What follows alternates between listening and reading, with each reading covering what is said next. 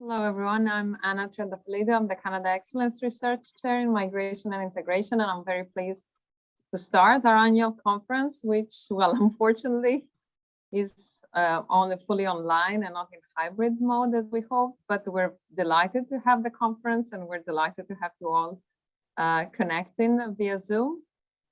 I would like, first of all, this is the first panel, but it's also the beginning of the conference. I would like to start by an acknowledgement. We're connecting, like me personally, and the CERC team are connecting from Toronto, which is the Dish with One Spoon territory. It's the traditional land of the Anishinaabe, the Haudenosaunee, and the Mississauga tribes. And Dish with One Spoon has a very important message because it means the dish is our nature, all our natural resources, and we share with it in one spoon. So all people, the people who have traditionally inhabited these lands, but also the settlers that came later, including myself, have an obligation to share these natural resources, to come in peace, to respect each other, and make sure we take care of them. I'm myself relatively recent to Canada, and I have to say I still struggle with my responsibilities as a guest and as a settler.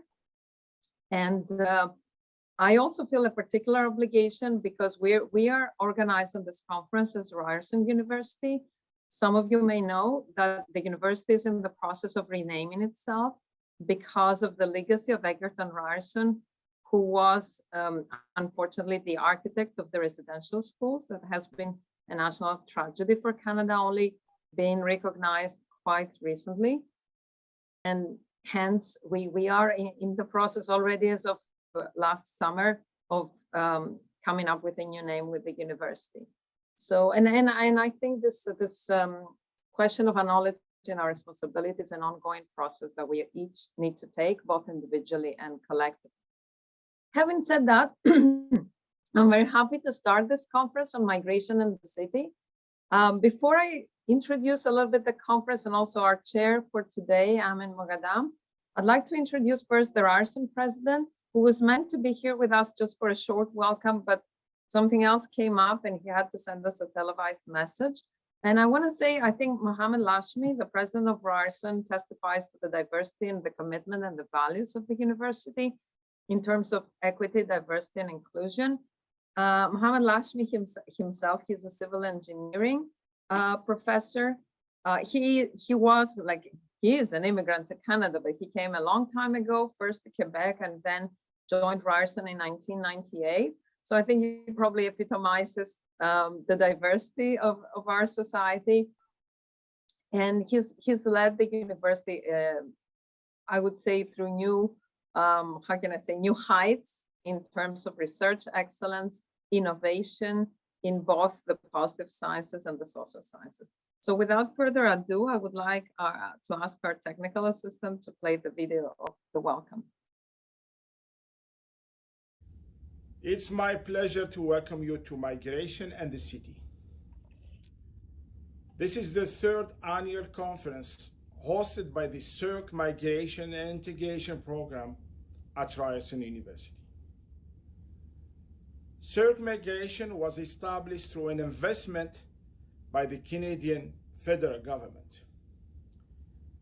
It plays an important role building on the university's strengths in scholarship and teaching in the area of immigration and settlement studies. It has also helped us to broaden our reach internationally.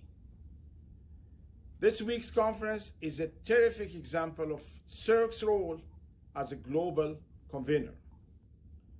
We have over 1,000 registrants for this week's event, located in more than 35 countries.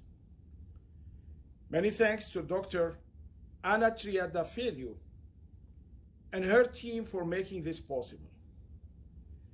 Thank you to the panelists for joining us and to the many participants who have joined us from all over the world.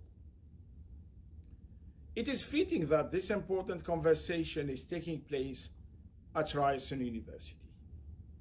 Ryerson is an urban university in the heart of downtown Toronto, one of the most multicultural cities in the world. Our role as city builder is one we take very seriously. For our cities, universities are sources of talent and innovation. At Ryerson, our energy and expertise are also focused on research and solutions to build back better as we emerge from the global pandemic. Solutions that serve the people of our city by building inclusive and vibrant communities, building a more prosperous economy that is shared by all, and building a more diverse, safe, and livable city. Universities have a special role to convene important conversations and lead positive change. I hope that this conference will empower you all to share insights on how cities can grow and be enriched by the full participation of their diverse population. I wish you all the best for a wonderful conference. Thank you. Actually, it's an appropriate introduction because truly, for those who don't know, Ryerson is really at the very heart of the downtown Toronto. And Toronto is truly a very diverse city. I should say that more than 50% of Toronto residents are non-Canada, like are foreign born. And approximately the same percentage are what we call in Canada equity-seeking groups or racialized minorities. So it's a really diverse and vibrant city, although it has, of course, taken a big blow from the pandemic, like all major cities. And that's probably what makes our conference particularly important and timely today. Although, as I said, we had hoped that by now the pandemic would have allowed us to at least partly gather in person. I want to say just one word about what is, for those again who are not familiar with our work, although I believe and hope many are, the Canada Excellence Research Chair in Migration and Integration is a federally funded program, a big research program for 7 years, funded by the federal government of Canada and also supported and funded by Ryerson University. And it confirms really the work of many of my colleagues at Ryerson have been doing for several decades in terms of migration and integration. Our focus is on high-level research. We have an equal interest between research and things in Canada more deeply, but also an interest in international research and comparative perspectives. And I think this conference testifies to that. And at the same time, also our mission is looking both at issues of migrant integration and at the issues of migration management, migration governance.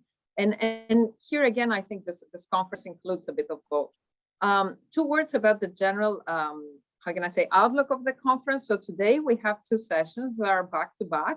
We hope you will stay with us. There will be a brief break in between, and my colleague Amin will explain the technicality at the end of this session, because we feel these 2 first sessions actually speak about diversity in the city. And they look at a variety of cases, from different parts of the world and how cities are both being challenged by diversity, but also use diversity in very positive and creative ways. And we are looking at both emerging and established global cities because we feel this is important. Most of the urbanization processes that happen today happen actually in Asia, in Africa, and Latin America, much more than in North America and Europe. Another focus of the cities, again, of this conference is again on the suburbs, so on large cities and their outskirts, and how they are also, vectors of innovation, particularly social innovation, and how they can be very diverse and have increased challenges as well as opportunities. We're looking at cities that are recreated from below through important refugee populations. And last but not least, we're looking into the challenges of small and mid-sized cities that strive to attract and retain migrants, which is probably a topic that is more to the heart of Canadian and, for instance, Australian research or research from New Zealand, as we will see actually in the related panel. So there is a whole gamut of issues that we're looking here. And we really believe that migration, like urbanization, are two of the socioeconomic and political transformation processes that will mark the 21st century. With that, I'd like to introduce my colleague, Dr. Amin Moghadam, who is a senior researcher at the CERC program. And he comes to us from, with a very international, background, having studied and worked in France and then in the US. And then we caught him in between on the Atlantic Ocean and brought him to Toronto. And he is an expert on issues of urbanism and diversity. And without further ado, Amin, the floor is yours. Thank you very much, Anna, for your kind words and introduction. Hello, everyone, and welcome to our annual conference, Migration in the City. It is my pleasure today to moderate our first panel and to welcome our three distinguished speakers, Landau, Franck Mermier, and Laure Assaf. I will get back to their obviously affiliations and talks later. During our first sessions, as Anna mentioned, we will explore the notion of urban diversity through empirical studies carried out in various national and urban contexts, Nairobi, Accra, Istanbul, and Abu Dhabi. And we will look at everyday life practices, at the role of cultural circulations and the impact at the urban level of artists and journalists' mobilities and their contribution to urban diversity. So our first panel, as Anna mentioned earlier, is titled Emerging and Established Global Cities, an Investigation of Daily Life and the Negotiation of Urban Diversity from Below by different types of actors and spaces. Our first presenter, Professor Loren Landau from University of Oxford and University of Witwatersrand, if I do pronounce it well, with a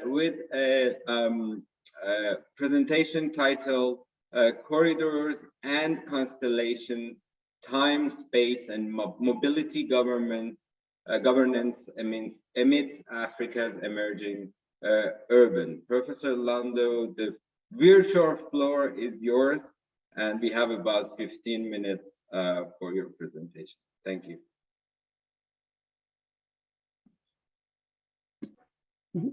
Thank you, Amin and Anna, and thanks to everybody for being here, looking through the participant list, seeing a number of old friends that I really wish we could be together in person, but such is the times we're in. Let me begin then. I know that we are pressed for time, and I'm happy to keep things brief. What I want to do is talk very much about how we think about time within questions of governance and diversity, and the way in which certain types of temporalities, not just waiting, but the way in which we see our futures and we imagine our futures, is a kind of diversity that structures interactions in ways that we often go unrecognized and are unrecognized in the literature. So the migration studies literature is now taking a temporal turn. It's always had that kind of spatial component, and that relationship between space and time is very much what interests me and is what I'm going to speak about today. I'm going to begin by presenting an old global city, an old city, not one of the newer or emerging ones, which is New York. And if you look at that mark and you look at how that's marked up, it's the classic kind of way in which we talk about diversity. These are sort of ethnic groups that are essentially frozen, usually from where you're from or the language that you speak. But perhaps more importantly, what it presents, and when we speak about integration, when we talk about belonging, it's usually a kind of outside in. It's people coming from somewhere and coming and making the city.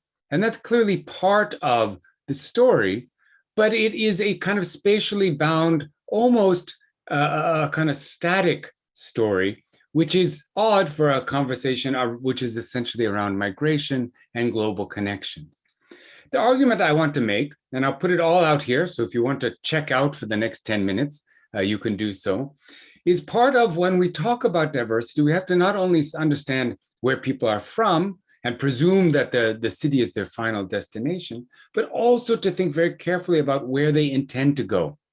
not necessarily where they're going to get, but where they're thinking about, where they plan, where they imagine, right? And that this kind of orientation to futures somewhere else can provide a basis, or where you are, the basis of solidarity, but also the source of conflict. And I'm going to talk a little bit about that at the end from Johannesburg, right? And that way, I think we can start to see these cities not just as places that are growing and being made, but also kind of spaces of fluidity connected to many other sorts of spaces around the world.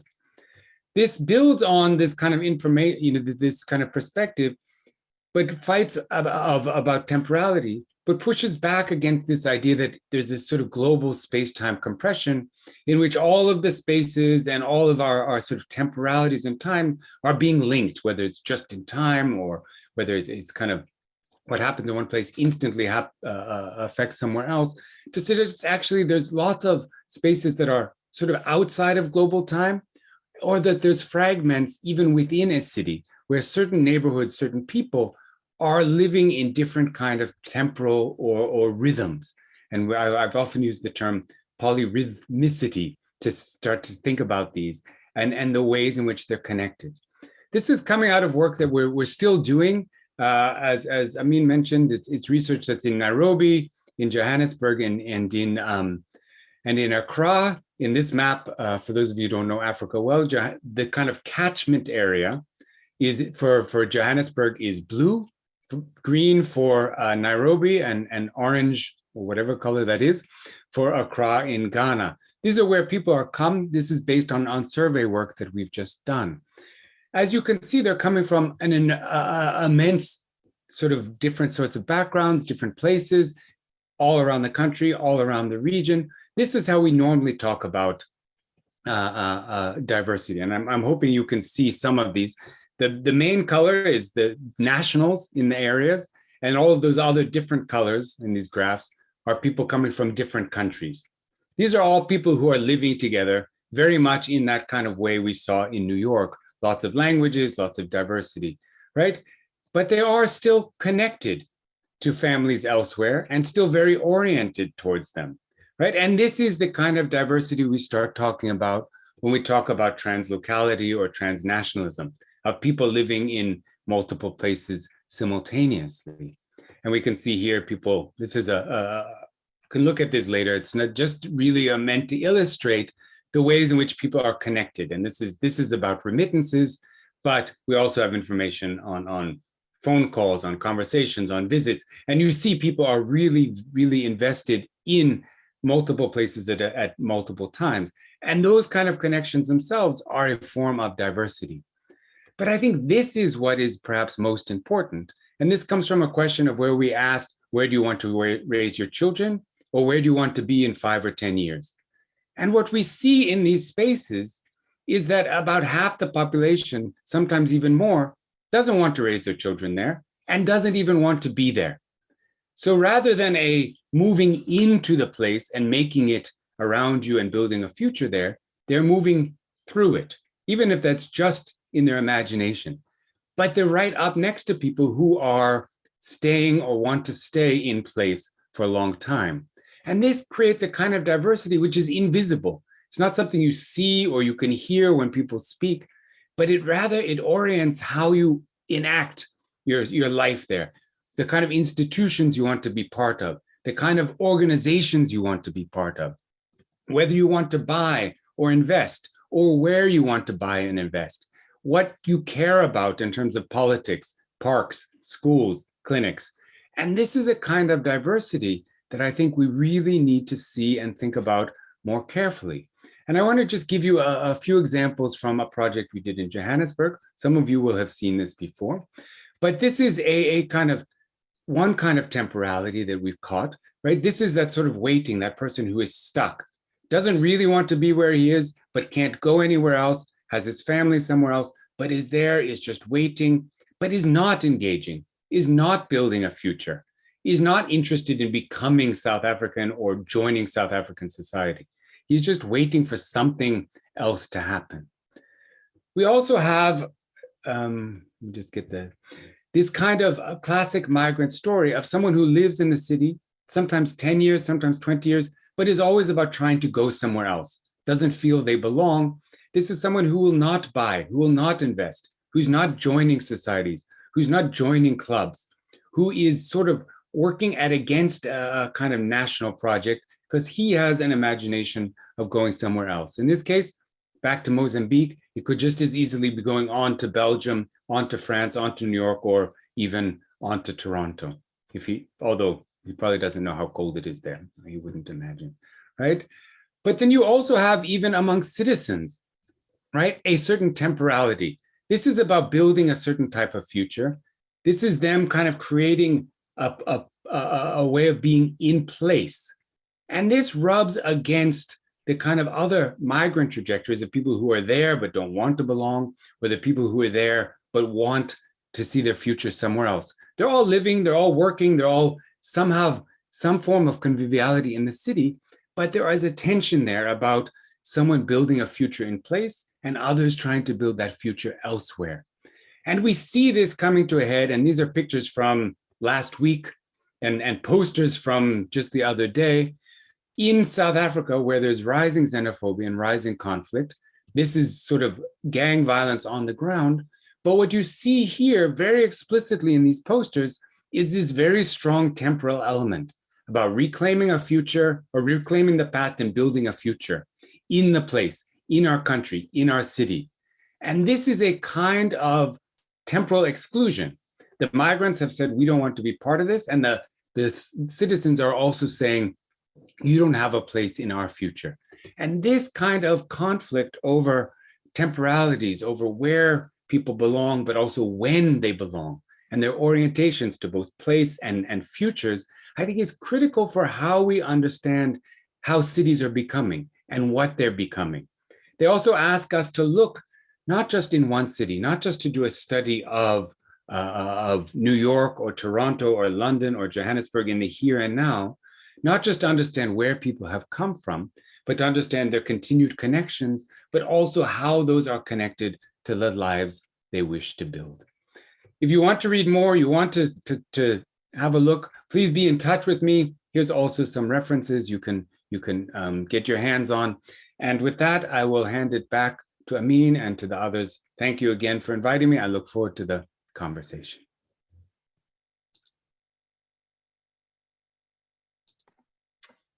Thank you very much, Loren, for your very interesting presentation that raises many questions about what is diversity, but also whose diversity, and whether or not different temporalities create the same kind of diversity that we are talking about. Our next presenter, Franck Mermier, will be presenting about, excuse me, I just need to, anthropologist and senior researcher at the Centre National de la Recherche Scientifique, so the National Research Center in France, and he will be talking about diversity in Istanbul with a presentation entitled Arab Migration to Istanbul and the Creation of Arab Cultural and Media Scenes in Istanbul. Thank you very much, Franck, for accepting our invitation, and the floor is yours. Thank you very much, Anna and Amin, for having invited me to this conference. I'm very happy that I can share with you some reflections about Arab migration to Istanbul and the creation of Arab media scenes. It's true that the issue of media and migration has often been examined in relation to migration flows in order to analyze the supposed media effects on them, or in relation to the strategies put in place by the states to manage their migrant populations, or through the treatment of migration in the media. The topic of immigrant media has been less frequently addressed, although there are a number of studies that have been collected under the label of ethnic media or ethnic minority media. Next slide, please. In this presentation, I focus on post-migration media in the city of Istanbul, where I conducted field research between 2019 and 2021, where I was mainly in contact with Syrian and Yemeni journalists in the city. One of my research questions was about the role played by Istanbul in the Arab public sphere through the media and cultural institutions that were set up there. According to the anthropologist Ulf Anners, in his book Transnational Connections, I quote, special relationships also tend to exist between media and world cities, in that the former are frequently both based in what's and somewhat preoccupied with the later. Media professionals are among those he qualifies of expressive specialists whose massive presence in cities makes it possible to create or spread new cultural forms which are nourishing urban diversity. However, we must not succumb to an idealized and euphoric vision of migrant transnationalism that values mobility and globalization from below without taking into account south-to-south migration and the constraints of such mobilities. As stated by the historian Nancy Green, I quote, the praise of mobility of which transnationalism is a part is limited by the power relations inherent in the forms and facets of mobility, end of quote.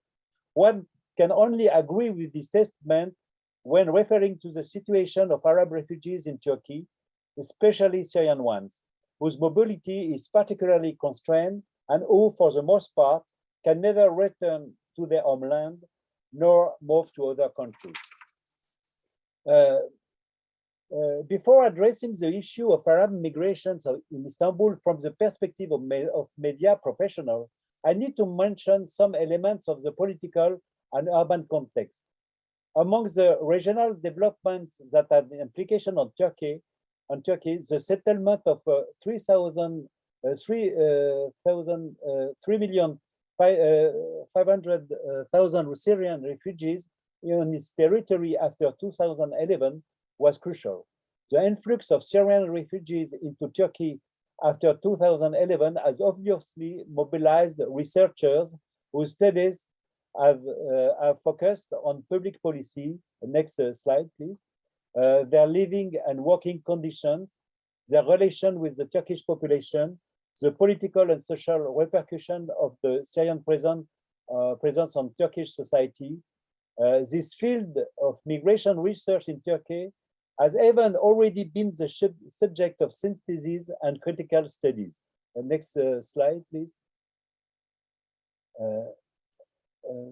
The other wars ravaging the Arab world and the period of ferocious repression that followed the political turmoil of 2011 also had major consequences in increasing the number of Arab nationals living in Turkey.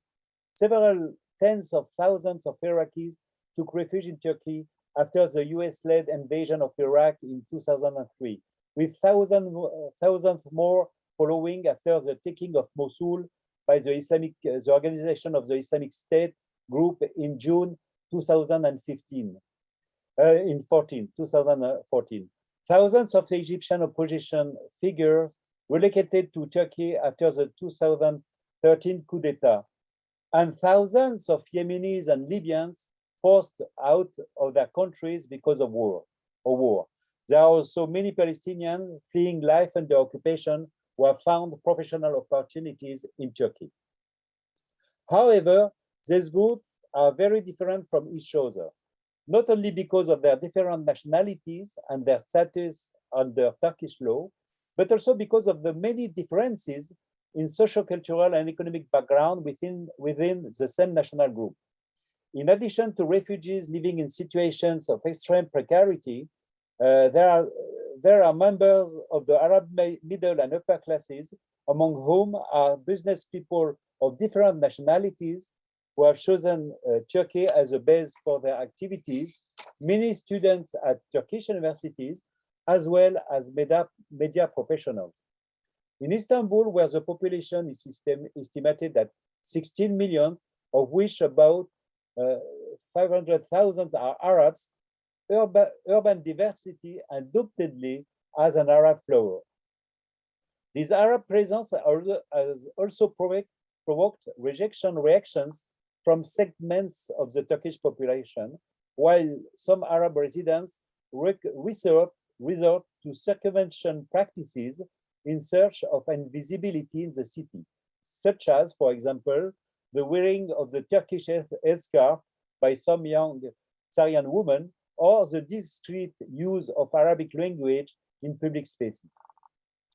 The use of Istanbul's public spaces by the different Arab populations contributes to the creation or the reinforcement of spatial and identity boundaries in the city, and even to the creation of what has been qualified by Robert Park of moral regions. The most visible translation of this phenomenon can be seen in the nuclei of places of sociability and commerce intended for Arab publics, as in the neighborhoods of Fateh and Esenio. Some places of consumption have become spaces where culture is supplied, nourishing a certain nostalgia for the country of origin, while others have become inter-Arab meeting places of sociability, particularly in the bars of Istiklal and Taksim, which are frequented by a section of the Arab youth searching for anonymity from their own Arab environment. This Arab presence has also led to the reinforcement of stereotypes towards the Arab population, and also to avoidance by some Turks of certain places in the capital considered to be massively frequented by Arabs, as in Istiklal Street, for example, the capital's main commercial and tourist artery. Another potentiality of the urban environment identified by several anthropologists of the city relates to the uses of anonymity and the possibility of playing games of identity and interaction, which allow one to bypass identity assignments. While Istanbul is often described as a place of refuge for the Arab Muslim Brotherhood, it is also a city that makes disengagement from the Brotherhood possible, as stated by Mustafa Menshawi in his study, Leaving the Muslim Brotherhood, Self-Society and the State. In a similar vein, Istanbul has become a kind of moral free zone for individuals whose practices are considered deviant in the urban or national context, particularly Arab countries and Iran, from which they originate, from alcohol consumption to homosexual practices and gender change. The settlement of several 100,000 Syrian and Arab residents in Istanbul and their interactions with Turkish society have given rise to interstitial cultural spaces and crystallization of cultural forms in the fields of music, literature, theater, and cinema. Indeed, the cultural and artistic interactions that the urban context of Istanbul has generated have given rise to numerous Arab-Turkish initiatives, encounters, and projects. Several of them have had a striking and ephemeral destiny, which illustrates the uncertain character of Turkish exile, especially for Syrian residents. The formation of the contemporary Arab culture and media scene in Turkey is essentially the result of domestic and regional developments, first and foremost among them the ruling party new foreign policy in the Middle East since 2002.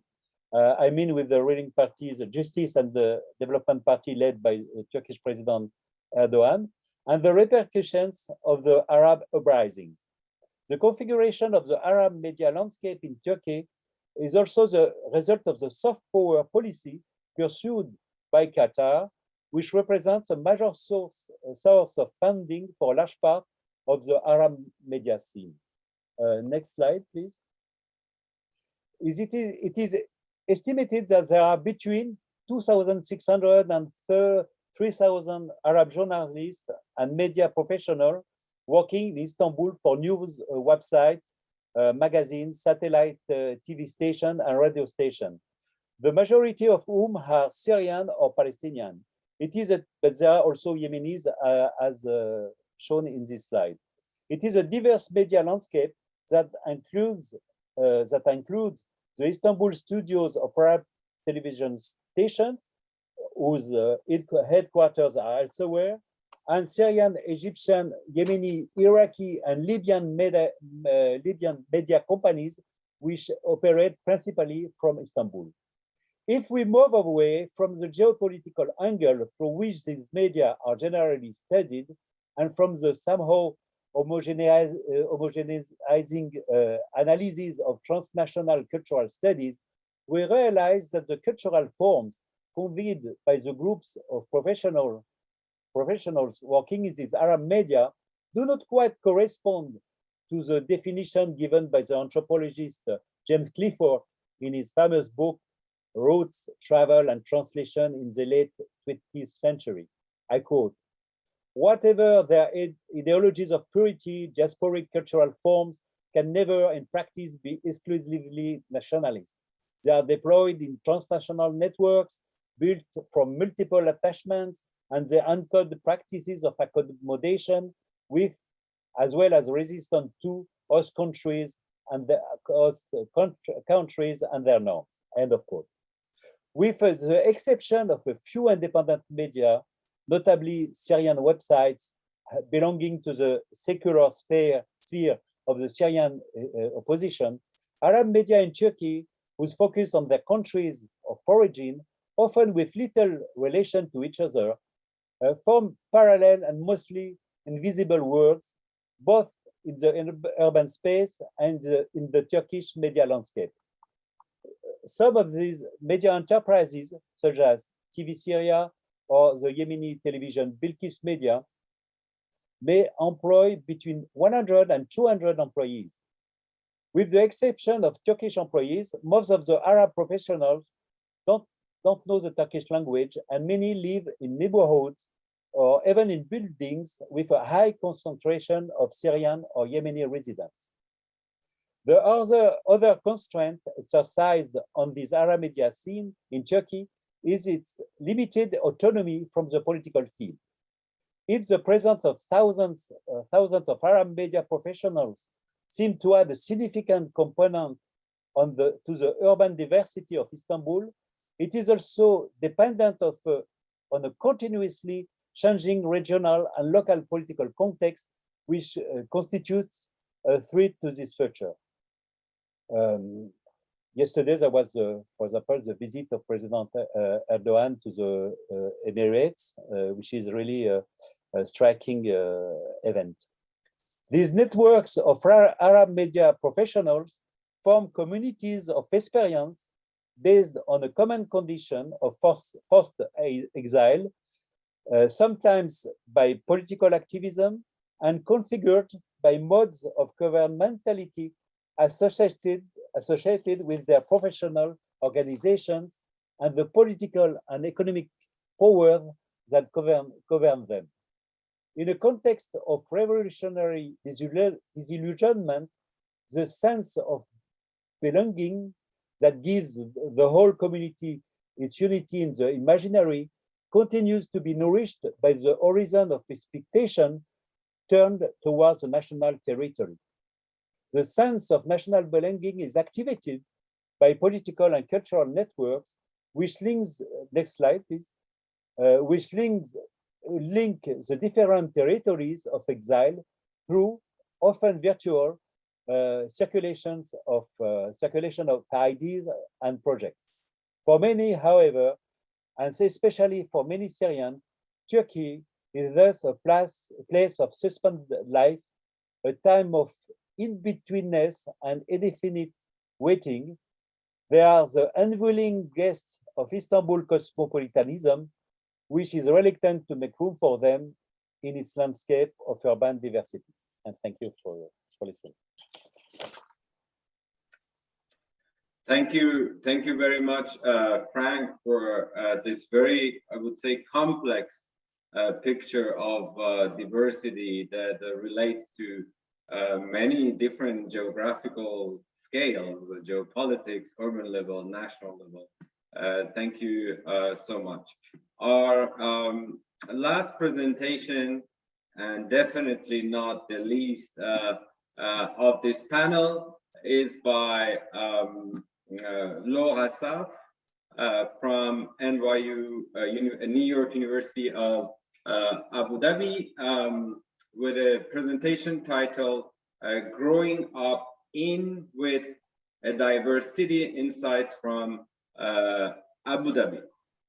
Thank you very much, Laure. I'm trying to find you on the picture.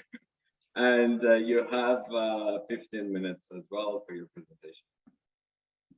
Thank you very much. Hi, everyone. And before starting, I just wanted to say that I'm very happy to be here. And thanks to Amin and Anna for organizing this conference.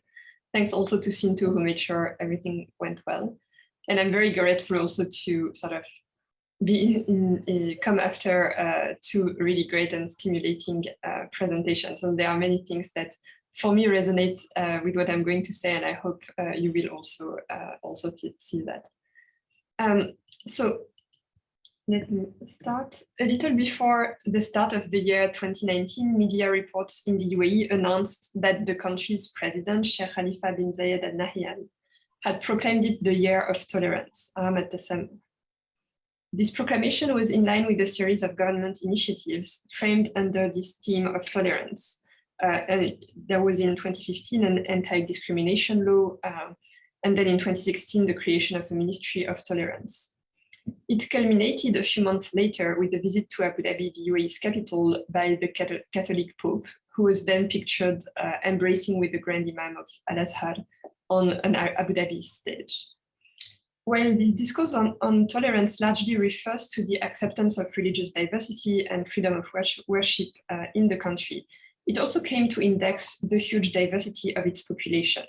Foreign residents indeed make up for more than 82% of the total population, with even higher figures in the two major cities of Abu Dhabi and Dubai. And an example of this connection between tolerance and urban diversity can be found in the discourse by the Minister of Tolerance, Sheikh Nahyan Al Mubarak, which is quoted here. In fact, the ministry itself went from being the Ministry of Tolerance to Tolerance and Coexistence, Tasamuh wa Ta'aish. So this sort of idea was added to it. His declaration acknowledges the national, ethnic, religious, linguistic, and cultural plurality of UAE residents. Later in the same speech, he evokes this diversity as an advantage and a strength for Emirati society and for its cultural, social, and economic development. This emphasis on UAE's diversity is currently echoed by a major world event going on in Dubai, the Expo 2020, which achieved a record number of countries represented by comparison to previous expos. And so even though world records are sort of a famous staple of Dubai's communication, it's interesting to see that being the most inclusive has also now become part of this striving. But from the year of the tolerance to the World Expo, the celebration of the UAE's diversity is an official discourse that has emerged very recently. We can trace it back to where there were traces of it in the mid-2000s, but it really became prominent in 2015, or starting from 2015. So this diversity sort of now, or this discourse on diversity now has actually gained traction in the federal government to the point that it can be considered as a full-fledged national project. This project, incidentally, is concomitant with two major shifts. One economic, which is the imperative of diversification in order to prepare for the post-oil era, and the other political, which is the greater military and diplomatic involvement of the UAE in regional conflicts and international relations. An involvement through which the country attempts to portray itself as the natural ally of Western powers in the fight against extremist ideologies. So before this point, because these discourses are very recent, urban diversity before was not really acknowledged at the scale of government discourses, especially discourses about development, which portrayed it mainly as benefiting the citizens. In this perspective, foreigners were construed as sort of a necessary evil. They were necessary to achieve this development, but they were also a temporary aspect of it. And citizens were equally considered as a homogeneous category defined by its relation to the state. These observations actually echo an argument that is made by many historians of the Gulf region who have described how the process of state formation actively erased the former cosmopolitan character of Gulf port cities. At the same time, these discourses are not incompatible with the binary between foreigner and citizens that is construed by the state. Notions such as tolerance and diversity presuppose difference, and one could even argue that they essentialize difference in various ways, right? One can only tolerate the other. And it is something that, that remains the same across time, which is that the populations that these discourses refer to in the UAE are not incorporated within the national population. Indeed, diversity is a fact of Gulf urban societies. Sorry, I'm not sure why this is done. So diversity is a fact of Gulf urban societies. The plurality that I've mentioned earlier can be seen actually as a structural dimension of these societies, in the sense that it's both continuously renewed through constant migration flows, and it is also maintained through the fact that citizenship is inaccessible. And I've added the criteria on the slides, and I'm happy to come back on them in the discussion if needed. So the distribution of the population actually reflects the forms and temporalities of migrations to the UAE.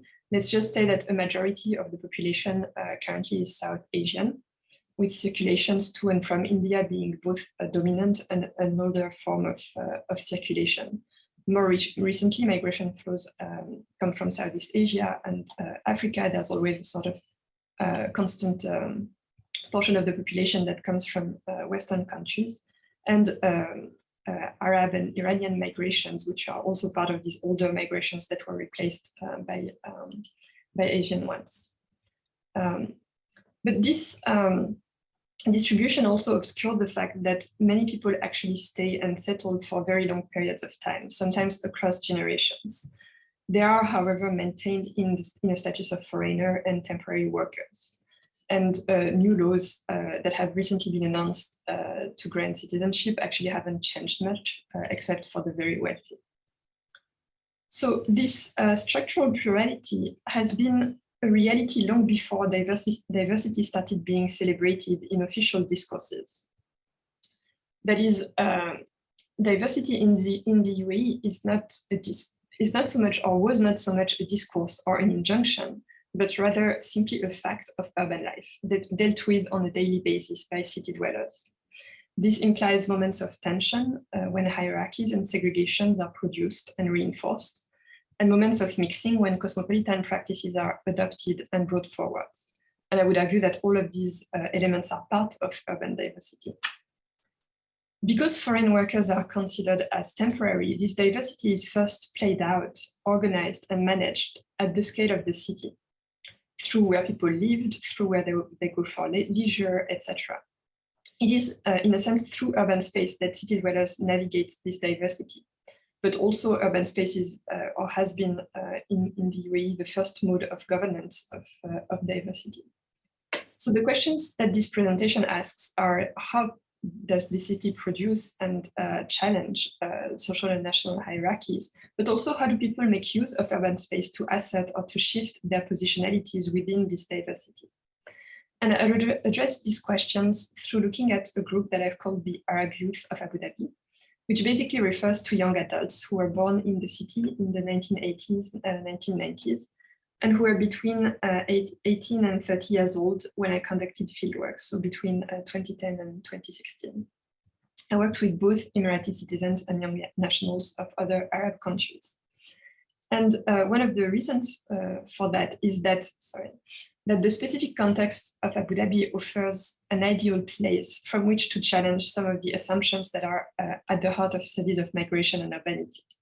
At least I hope to convince you of that. Indeed, many of these studies have been carried out in Western countries where migrants ultimately get naturalized or go home. So formal incorporation is taken for granted as a horizon, right? National diversity is fated to become ethnic diversity within the national population. Another important assumption is that if the city is seen as the site of assimilation, this process is almost always portrayed as linear. Migrants assimilate into the national community, which is deemed to be the majority group. More recent works, such as the research on second generations in New York by Philippe Kaznitz and his colleagues, complicates this understanding by showing that the city is less a place where children of migrants learn to be Americans, but rather a place that offers sort of a more immediate and more accessible form of membership, which is becoming New Yorkers, both as a more reachable and a less racialized category. And I would like to argue throughout this presentation that looking at a place like Abu Dhabi allows a clearer understanding of the forms of belonging and membership that take place in the city.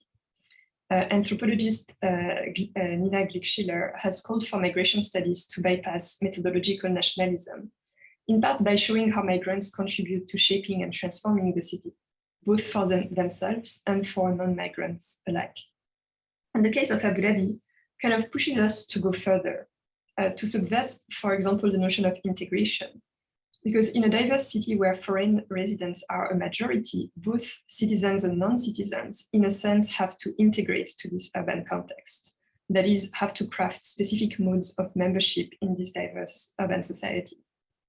And so in the time I have left, which is not that much, I will first quickly evoke the making of this urban diversity in Abu Dhabi to give some context, and the way through which urban space was instrumental in shaping hierarchies, both through formal urbanism and through the modes of self-presentation adopted by city dwellers in public spaces. And then I'll move on to looking at two ways through which the young adults I studied appropriated the city and addressed urban diversity, by sort of melting into it and by including it in their claims to belonging. So the diversity of the UAE's population is largely related to the labor migrations, that took place both before and after the beginning of oil exploitation in 1962. It is also what drove at first the expansion of the city, first on the main island that you see here, and then around it. So early urbanism basically tried to cope with the demographic increase. These labor migrations were not a random process. They led actually to a strong correlation between nationality and occupational category. And I'm also happy to come back on that process in the discussion. In other words, specific nationalities were recruited for specific categories of job and skills, and still are at many levels. So this division of labor is also echoed in the predominance of nationals in the public sector, while the private sector is in majority occupied by foreigners. So to say it briefly, national differences often, but not always, overlap with hierarchies of occupation and thus inequalities of income. In turn, this translated to residential segregations across the city, the most characteristic of which are the labor camps, where construction workers are transported back after their shifts. It is also sort of the most famous example, partly because it is a case in which labor and residence are directly superposed, and where the sort of low status of construction workers within the hierarchies of occupation results in their spatial exclusion from the city. While this coincidence or this overlap is not as striking for other categories of the population, urban development was instrumental in managing and containing what Paul Dresch has called foreign matter, that is literally assigning a place to foreigners in the city, thus reproducing the dichotomy between citizens and non-citizens, but also class differences through these modes of residence. So this is to say that the city is shaped in part so that the diverse groups that compose the density of this urban society, that compose this urban diversity, wouldn't meet, or at least wouldn't reside in the same spaces. However, a certain number of spaces can be considered, if we look at their uses, as public spaces in the sense of urban anthropology, that is, as sites of meeting and gathering for a large diversity of populations, even if this often excludes the populations of unskilled workers that I've mentioned.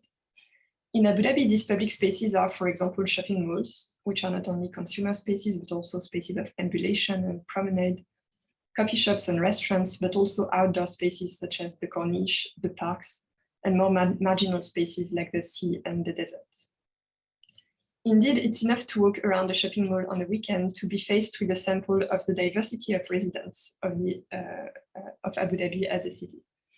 Already visible in the variety of clothing styles from the dishdasha and abaya, which are the national Emirati dress for men and women. So the dishdasha is this white tunic that you see on the right, and the abaya, you see it in sort of the woman at the center of the other picture, which are the national Emirati dress, but also to formal business attires, jeans, saris, etc. However, this heterogeneity of populations does not result in an anonymous egalitarian urban crowd, like it has been at times theorized in other cities.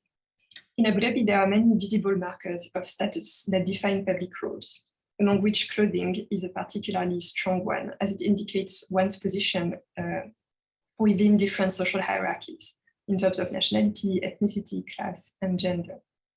The difference between nationals and non-nationals and foreigners is the first social distinction, although there are many others within each of these categories that I don't have the time to develop.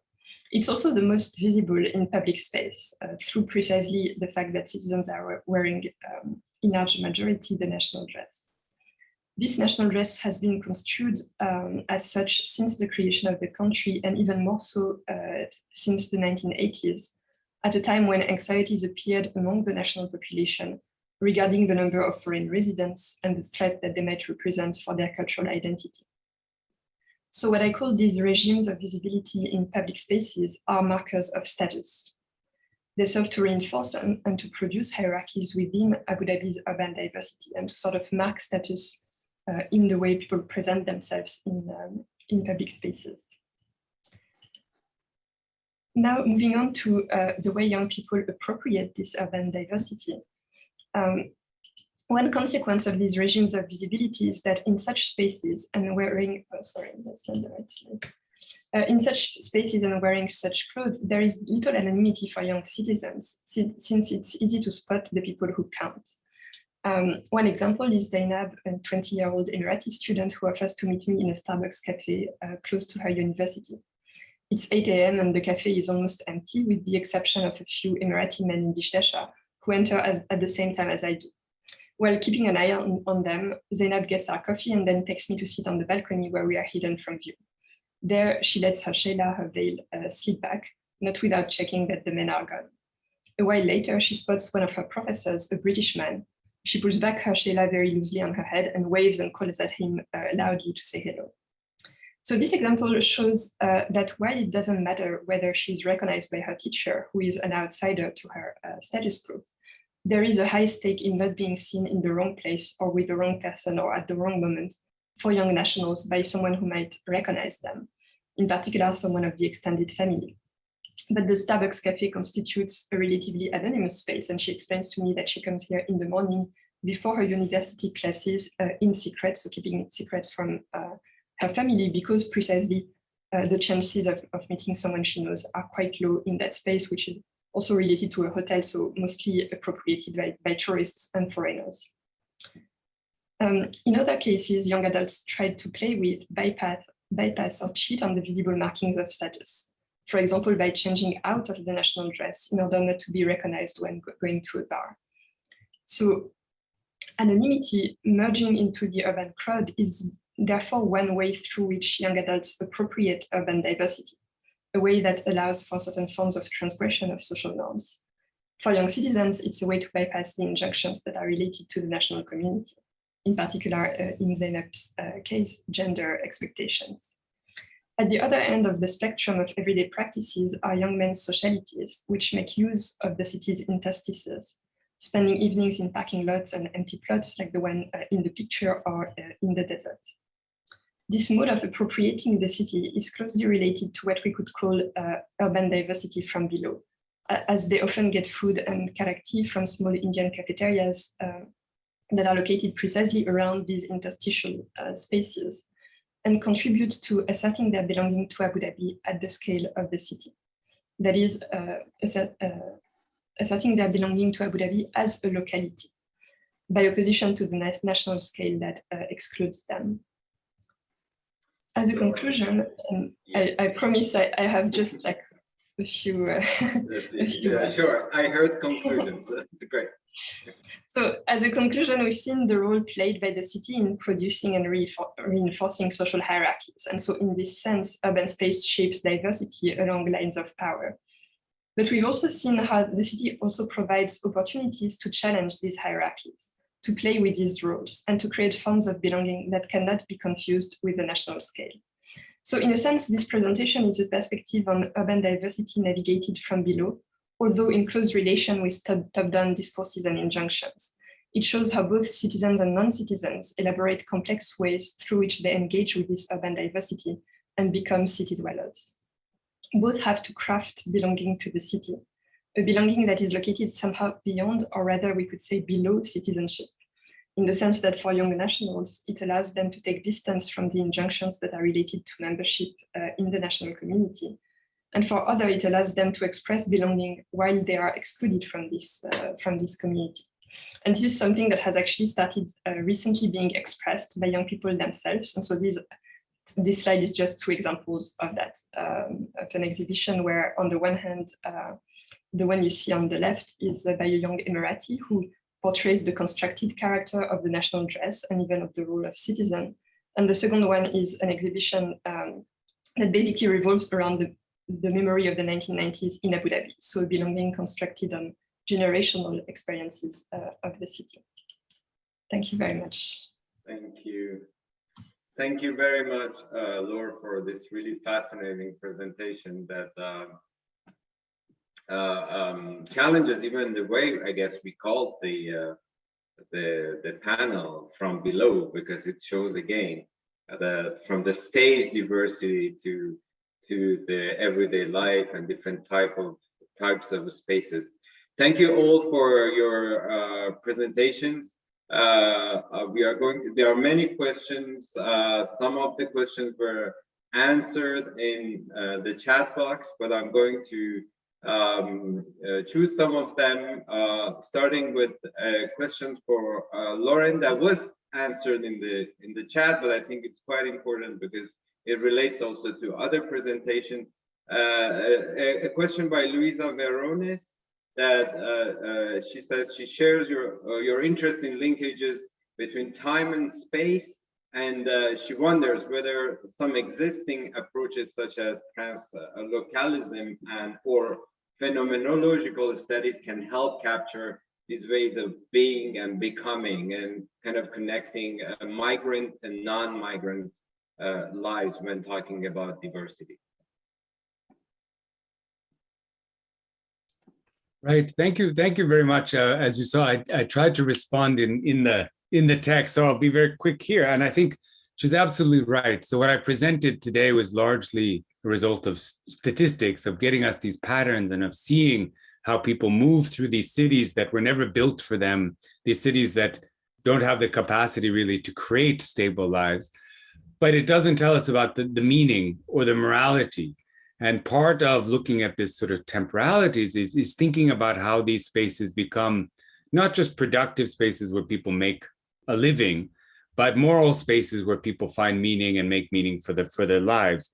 And I think all of these different approaches are valuable. The quotations that I gave you at the end from Johannesburg are from an oral history project that we did with migrants and with South Africans, where we worked with them over a year to sort of assemble a kind of narrative of where they're, and we weren't looking for temporality, we were really looking at how they understood the other, but these themes of time, these themes of who should be not only in your space, but what it meant to have someone kind of following you and building a life with you kept coming out. And that's part of what really triggered this interest in temporality. And I think all of these different approaches are really, really important. In just to close, we often talk about translocality as a sort of framing, and others have talked about Glick-Schiller and Chagler as pushing us on that. But I think we also have to think about transtemporality as a way of understanding how people make lives, that they're living in the future while they're in a place, and they're living in or reclaiming a past and understanding how that also shapes their lives and the spaces that they're in. So thank you, Amin. Thank you for the question. Thank you, Lauren. Two questions for Franck from Anna and Norma Schmidt. Chat.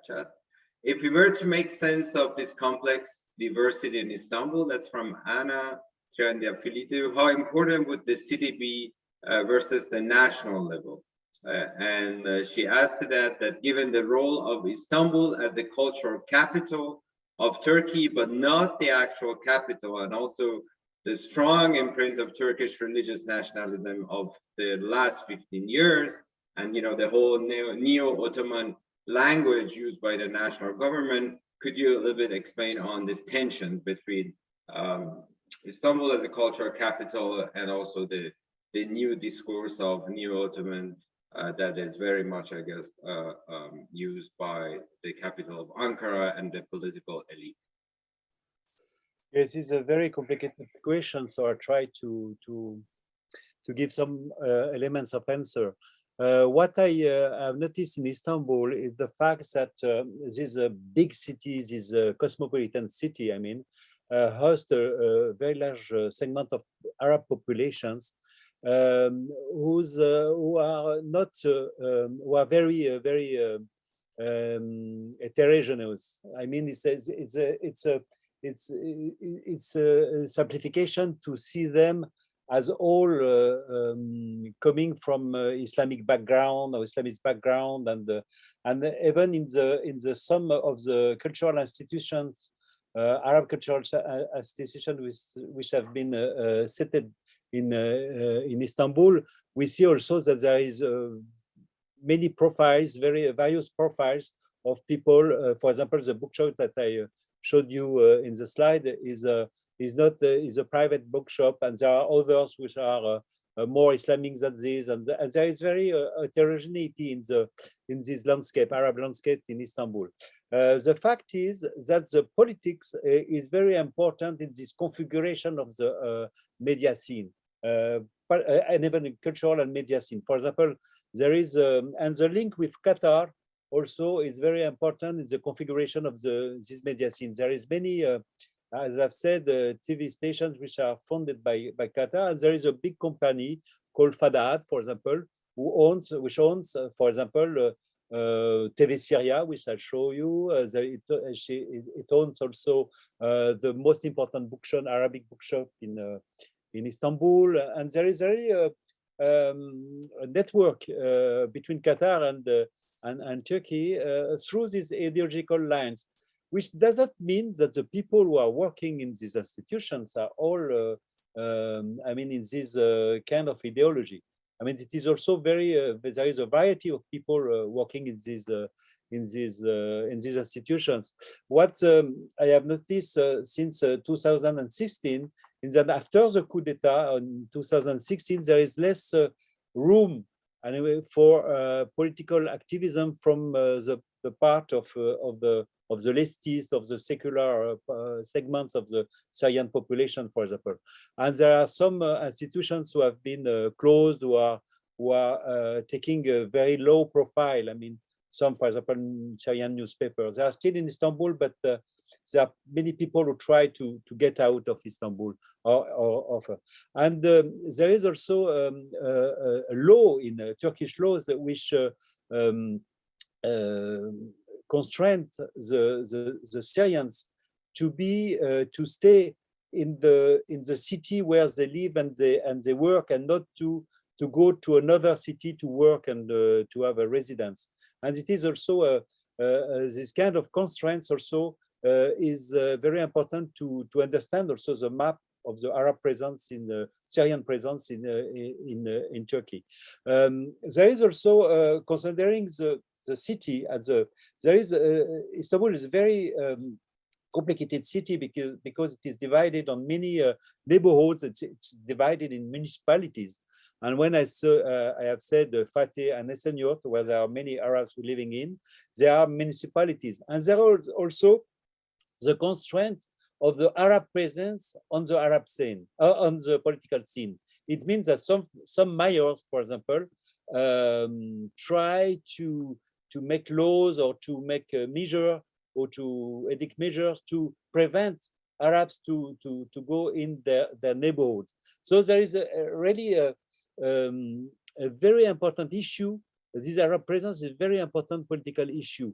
And what is interesting is that the cosmopolitanism of Istanbul is mostly linked with the religious pluralism, which was until the 20s, 30s, even until the 60s, with presence of Greeks, Armenians, and there are still some representatives of these communities, but a few than before, above all after the massacres of 1955, towards the Greek population in Istanbul. I mean, the Turkish who were speaking, who are Orthodox in Istanbul, were confronted to a big to riots organized by the state anyway, and so it's this cosmopolitanism is always linked to the past and to a religious pluralism, which is a way also to oppose this government with his Islamic trend. For example, the event of Hagia Sophia, which has been reconverted to a mosque, is one of these examples which can be taken. So I don't think that I have answered to your question because it's very complicated, but I tried to give some elements of response. And thank you. I thank also the people who send me questions in this Q&A, but I don't have time also to answer to all. Yeah, thank you very much, Franck. I have a question for Laure on how can we theorize the case of the UAE, where ethno-cultural, religious, and class diversity, and also gender intersect, but in a context where citizens are rigidly separated from non-citizens in ways much different from other countries. So that is kind of a specificity of the UAE. Would it help us to theorize it in a different way as compared to other contexts? Thank you. Thank you. That's a great question. I think one of the ways at least I'm trying to answer that in my own work is to try and theorize from the UAE and see how that can enter in dialogue with theory that has been produced elsewhere. And in particular, I think around these questions of migration, diversity, integration, etc., it can really shed light on precisely how belonging or how membership is created through the city in a context where there is not this sort of overwhelming horizon of naturalization, right, or of incorporation into the national community that across a lot of works produced in the West sort of remains the main goal or the main perspective. So I think that's one way to think about that and to see how, because one thing that is very striking about the UAE and that is starting to emerge in research on the region is precisely the strong forms of attachment that people who have spent significant periods of time in Gulf countries are starting to develop, especially across middle-class populations, in direct contradiction with their own status, right, or with the fact that they remain temporary and that they are very aware of the fact that they cannot live there, and that creates various types of affect. It can be something that is extremely painful, notably when people who have spent 40, 50 years have to go back to their home countries, or for young people who have grown up there, can't find a job, and so cannot remain anymore because your visa depends on your residence depends on having a work visa. So it creates these painful forms of attachment, but also very strong ones, and ones that are increasingly expressed actually by the young generations who have grown up in these cities. And so I think this sort of help us see a phenomenon that otherwise is obscured by these questions of naturalization, partly because it is actually also something that is at the heart of discussion of second generations elsewhere, right? The fact that well, they are citizens, but at the same time, they're not totally citizens, right? Or either they're not perceived that way, either they don't identify that way, either they see the national group as predominantly white, and so they can't identify with it, etc. So it is something that is at the heart of many of these discussions. And I think the case of the UAE can help us see that more clearly. Thank you, Laure. I have a question for Franck from Yunus Aouga, our researcher at the CERC. You mentioned that Istanbul constitutes a moral free zone, that notion that I love and I use so many times as well in my own work. For Arab refugees and migrants, do you see the norms and practices developed in such a context spreading to the countries of origin? So kind of the social remittances, I would say, as Peggy Levitt would put it in this case. Thank you for this question, very important question, because it's interesting to see. I work on the Arab space, I will not say Arab world, and the kind of network that is that connects Arab cities. And one of the elements of this connection is the fact that in the search for anonymity and the search also for a kind of moral free zone where we can, have practices which are considered as deviant in our own homeland, is a very strong element of connection between these cities. For example, we have a presentation on Abu Dhabi, but for example, Dubai is a moral free zone for the regional countries which are surrounded by which are surrounding the Emirates, people who can come even from outside the Arab world can come to Dubai to have this to perform these practices. And Istanbul, what is very important is to say that in this Arab presence there is also this attraction of Istanbul, of a big city, which can dissimulate many of these practices which are impossible to perform in the country of origin. And after the return of this is now another issue, because for example, for the Iranians who are coming to Istanbul, and it's very easy to come from Iran to Turkey, I'm not sure that they are inspired by Istanbul to get back the same practices, because there is censorship in their own country. For some for some people from Palestine or from Syria, it's also very difficult also to perform these practices in their country, and it is for this reason that some of them who can travel go to Istanbul. For the Syrian, at the same time, there are perhaps who are young, and as the young who have been studied by Laure, for example, young Arabs in Abu Dhabi. For this, they are discovering these practices in the same time that they are discovering the city. So these practices are completely informed also by the special setup, by the special configuration, and that's very interesting. And so it's very hard to know how these kind of practices linked with a space can be after conveyed to other spaces and to other social environments. So it's very hard to answer to this question. Also because there is only 10 years that this phenomenon exists. It's since 2011 that there is a big, massive presence, Arab presence in Istanbul and in Turkey in general. Thank you, Franck. I have a question for Lauren about I'm trying to kind of mix my own question and the question from the audience. So you mentioned during your presentation, for instance, remittances, the circulation of money when talking about diversity.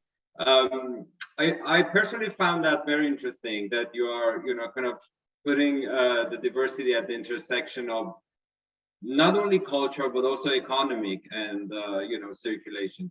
So what are the boundaries, I would say, of what we call diversity, and whose diversity at the end of the day? Because if you're talking, for instance, about the circulation of money or even materialities that are, the result of the circulation of money, then whose perspective are we adopting when we are talking about diversity? Right. It's a great question. I mean, for me, my framing is really,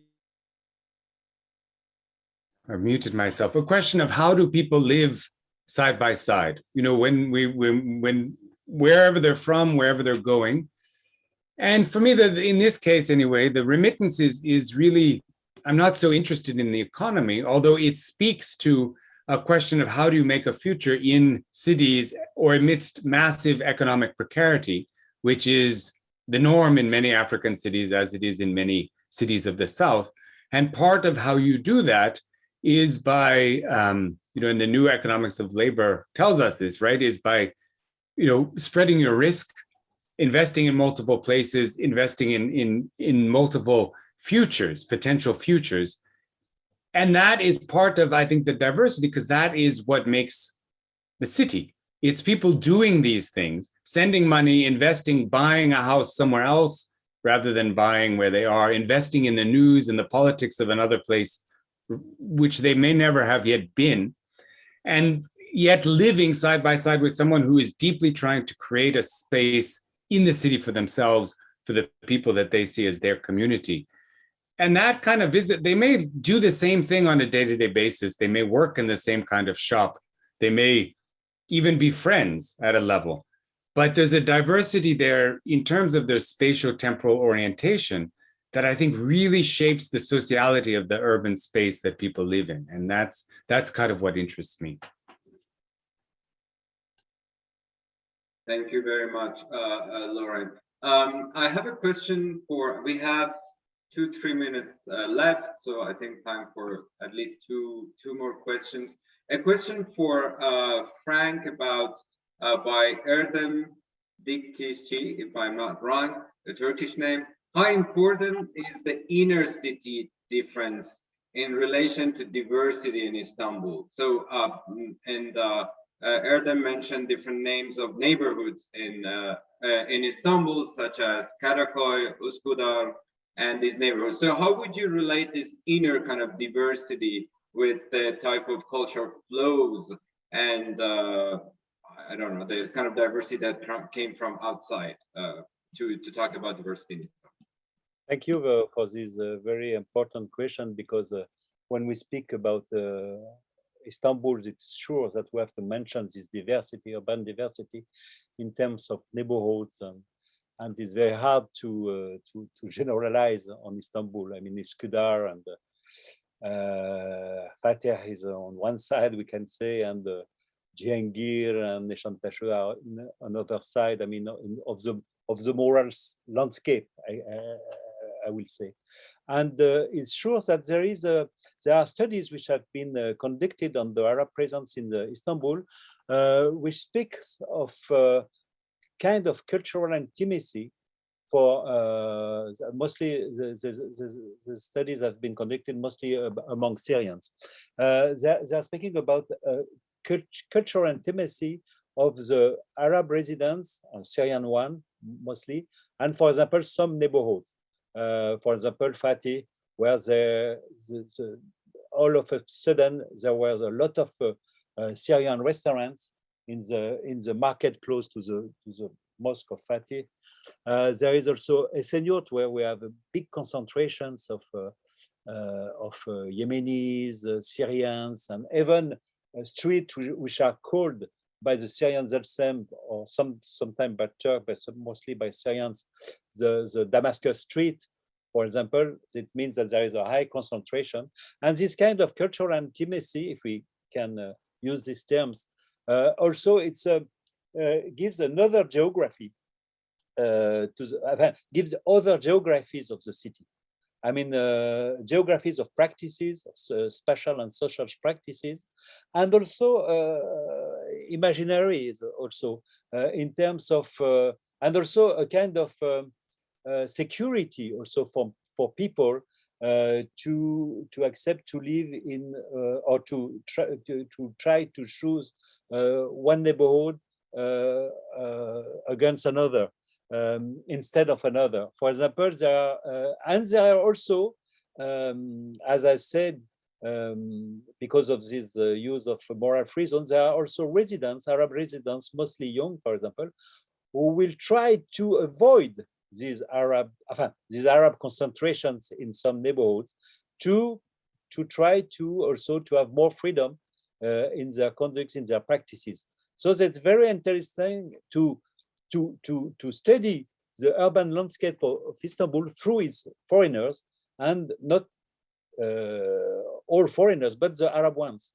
And that's very interesting to consider also this variety of practices and representations of the city in these populations.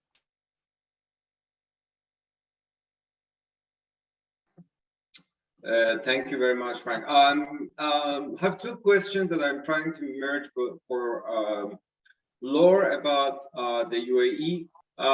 Anna's question about the role of the two cities of Dubai and Abu Dhabi as city nations. Would you consider these two cities as city nations given their hegemonic position in the UAE? And the second question from Stella Karp, who's asking a question on differences and commonalities across the Emirates on how diversity is negotiated in the urban space. So I guess, I mean, obviously we talk less about other cities of the UAE, there are Sharjah, and that, but we are talking here about Dubai and Abu Dhabi. But Laure, you might want to add something also about actually other cities that we don't hear of usually in the UAE. Yeah, thank you very much for these questions. Maybe before answering, I wanted to respond to what Loren was saying earlier, because I think that's very relevant in the case of the UAE. Actually, this question of sort of a diversity of spatial temporal orientations of city dwellers. And what is really interesting is that a lot of even first generation migrants to the UAE actually sort of characterize it by comparison with other Gulf countries as cities that sort of suck you in. So even if you want to be oriented towards home or towards, you know, building something at home, etc., going back eventually, you end up consuming in Dubai or in Abu Dhabi. And there's really it's really a very prevalent discourse among migrants in the UAE, which I found, you know, really interesting in this perspective. And I think that links directly to the other questions, which is that there's clearly, so the UAE is, maybe I should have led with that the presentation, but is a federation of 7 Emirates that are sort of city-states in the sense that each Emirate has one major city, and only Abu Dhabi and Sharjah to some extent have secondary cities that are of some importance. I would say that there's a lot of there's indeed a sort of spatial inequality among these cities, in the sense that what I've described of interstitial practices or practices in interstitial spaces certainly exists across the Emirates, but practices of anonymity, for example, tend to be associated by the young people I spoke to with Abu Dhabi and Dubai, because these are sort of the large cities. These are places where you can find these spaces where you melt into the urban crowd, right? Which is a lot harder if you're in other Emirates. So there is really this, and even across these two cities, I've met a lot of young people in Abu Dhabi who would go to Dubai to meet a boyfriend, for example. Premarital relationships being sort of not considered as respectable among Emirati families. It is a common practice to drive 1.5 hours, go to Dubai, meet your boyfriend there, and then come back by car, each one in their own car, so that you manage to transgress the norms without being seen by anyone. And it is because Dubai is considered as this more anonymous city, but also like an elsewhere for people in Abu Dhabi. So there are sort of displays across these cities.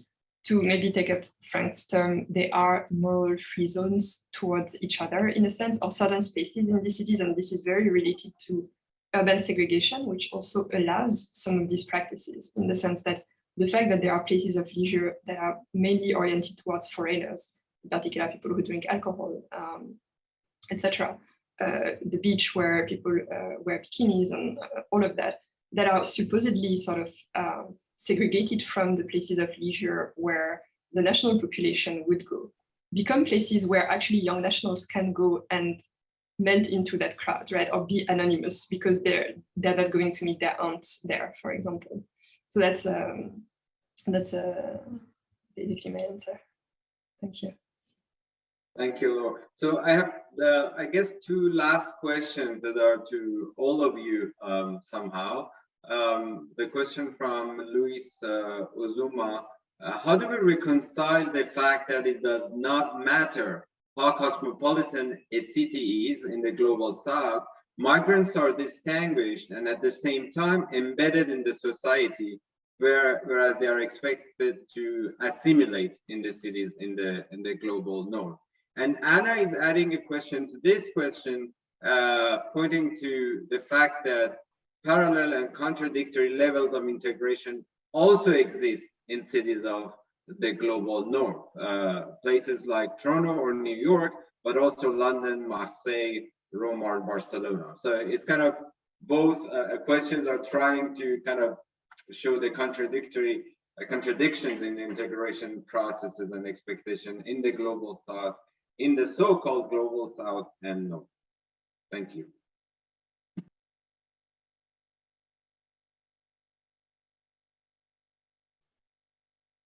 Should we start with Laure? Yeah, sorry, I'm not, do you mind reframing the question? Repeating the question? You're muted. Yes. So the question is that we have all this diversity in, the first question is on the so-called global south, is even if we have all this cosmopolitan and diversity, at the end of the day, because of the political system, let's say illiberal political systems, migrants are still distinguished and categorized into specific groups of people. And yet we are still having all these discourses of diversity and tolerance in this illiberal, let's say, political context. And at the same time, we have also this in the global north, or in context of liberal democracies, we still have also contradictions and in the way migrants are expected to be integrated, if I'm not wrong. Otherwise, Anna, you can also jump in, of course.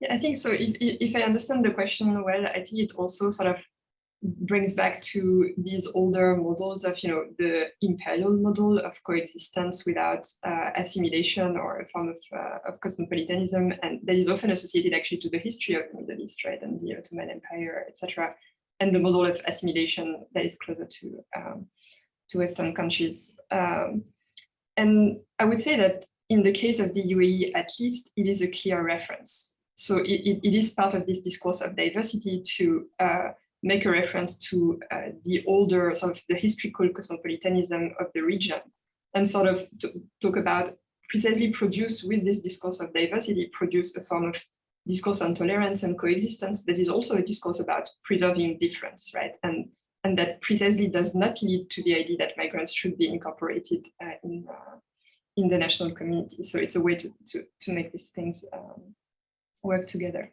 It is sometimes appropriated by people, for example, especially Western expatriates who are of Muslim background, who do talk about it as something that is preferable than remaining in Western countries where it is difficult to be Muslim and citizen, right? And so they do talk about it as a sort of identities that are easier to reconcile in the UAE.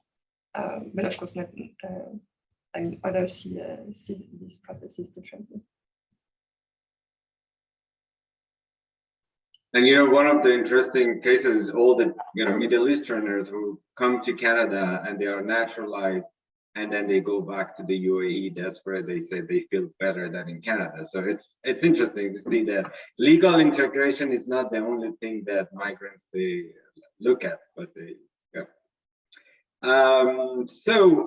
I think it's 1:40. So thank you very much for all your presentations, and thank you to the audience for wonderful questions. We are going to disconnect now from this chat, and we have our next panel right after, in 20 minutes. So you can stay in the same chat, space, Zoom link, and we will reconnect again in 20 minutes for our next panel. Very also interesting presentations on also very much cultural aspects of urban diversity. Thank you very much, and see you very soon on Zoom.